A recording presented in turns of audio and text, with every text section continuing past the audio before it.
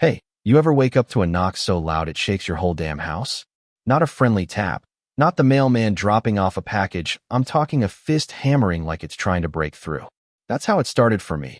Mike, just a regular guy in a sleepy little suburb called Willow Creek, about 6 months back. It was barely 6 a.m., sun just creeping over the rooftops, and my wife, Lisa, was already in the kitchen, pouring coffee, while our kid, Ben, was still snoring upstairs, typical 16-year-old, right? Then, bam, bam, bam, the front door rattled like it was about to cave in. Lisa froze, coffee mug halfway to her lips, and whispered, "Mike, who the hell is that?" Before I could even guess, the pounding came again, louder, meaner, and a voice barked through the wood, cold, sharp, like a drill sergeant. "Open up. Willow Creek HOA inspection. Right now." Another voice, deeper, nastier, chimed in. "Non-compliance isn't an option." My gut twisted. HOA? At this hour? Something wasn't right. I told Lisa to stay put and crept to the door, heart thumping like a war drum. Each step felt heavier, like I was walking into something I couldn't unsee. I cracked the door just enough to peek out, and there they were, 4 guys, big, broad, looking more like bouncers than bureaucrats. Dark jackets with HOA inspector stitched in bold, but their eyes. Man, those eyes were wrong. Cold, predatory, like they were sizing me up for a fight, not a fine. Tattoos snaked out from their sleeves, and the way they stood, legs wide, shoulders squared. I'd seen that before, back in my army days. Not desk jockeys, not clipboard carriers. These were guys who broke things, and people, for a living. The leader, a guy with a scar cutting across his jaw, held up a crumpled paper like it was a court order. Clause 9C, Willow Creek bylaws. He growled, voice like gravel. "We're authorized to detain any minor for safety compliance checks. Open the door, or we escalate." Detain? My kid. My blood ran cold. I opened my mouth to argue, but before I could get a word out, 2 of them shoved past me, boots stomping into my house like they owned it. Lisa screamed, "Mike," as Ben stumbled into the hallway, still in his pajamas, hair a mess, eyes half open. He didn't even know what was happening. One of the thugs grabbed him, meaty hand clamping around Ben's wrist like a vice. Ben yelped, "Dad, what's going on?" and tried to pull away, but the guy yanked him toward the door, sneakers skidding on the floor. I lunged, shouting, "Get your hands off my son!" But another one blocked me, slamming an arm into my chest so hard I tasted metal. "Back off," he hissed, breath reeking of cheap whiskey. "This is legal." "Legal my ass." Lisa was sobbing now, clawing at the guy dragging Ben, but he swatted her away like a fly. She hit the counter, gasping, and something in me snapped.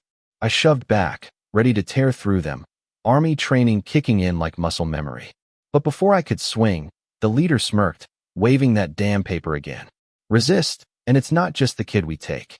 My fists clenched, every nerve screaming to fight, but I froze just long enough to see Ben's terrified eyes, wide as saucers, as they pulled him onto the porch. Then, out of nowhere, the back door creaked open, and a voice cut through the chaos, calm as a summer lake. "You picked the wrong house, boys."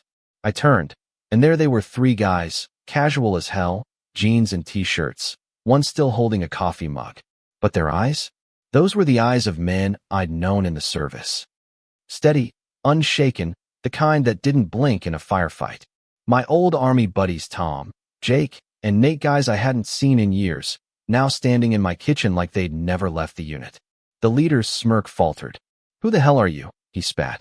Tom set his mug down, slow, deliberate. "The guys who end this." And just like that, it was over before it started. Jake moved like a ghost, twisting the arm of the guy holding Ben until he screamed and dropped to the floor. Nate had another pinned in a chokehold before the thug could blink. Tom took the leader down with a single, clean strike, zip-tying his wrists like it was a Tuesday drill. Ben stumbled back to Lisa, shaking, but free. I could breathe again, but my heart was still racing, because I knew this wasn't just a bad morning. This was something bigger, darker. The neighbors were out now, gawking from their lawns. Old Mrs. Jenkins clutched her watering can, muttering, "What's going on?" Carl from next door squinted, newspaper in hand, like this was just another Tuesday drama. But when Lisa shouted, "They tried to take our son. Call the cops," nobody moved. They saw the jackets, the HOA patches, and bought the act. The leader, now cuffed on my lawn, waved his fake paper at the crowd. Official business. Safety protocols. And they ate it up. Mrs. Jenkins scurried back inside. Carl just frowned and shuffled off. My stomach churned. These were our neighbors, people we'd grilled burgers with, and they were turning their backs. Tom stepped forward, flashing a badge that gleamed in the morning light. FBI, he barked. These aren't inspectors. They're criminals, and they're under arrest. Gasps rippled through the crowd. Phones came out, recording, but nobody apologized. Nobody helped. They just stared, like we were the ones who'd done something wrong. Inside, Tom laid it out, no sugarcoating.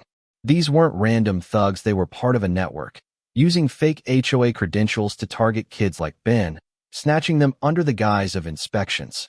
Abductions written off as runaways, families left broken, cops shrugging it off. And it wasn't random. Someone had pointed them at Ben, someone who knew our routine, our home. Lisa's voice shook as she clutched Ben's hand. Why us? We're nobody special. Tom's eyes darkened. That's what we're going to find out. But the real gut punch came later that day when the HOA board showed up, 3 retirees in polo shirts, led by Ed Grayson, the board president. Smug, clipboard in hand, he stood on my porch like he owned it. Mike, we've got complaints, he said, voice dripping with fake concern. Disturbances, assaults on inspectors. The community needs answers. I nearly laughed in his face. Answers? Those weren't inspectors, Ed. They tried to kidnap my kid. His wife, Margaret, sniffed. That's not what the video shows. Video? My heart sank. Some neighbor had recorded it, twisted it, and now it was spreading on the HOA forum, us, looking like the bad guys. That night, things got worse. A drone buzzed over our house, its little red eye glinting in the dark. Lisa saw it first, her voice barely a whisper. Mike, they're watching us. Then, a delivery, a box left on our porch. No name, no label.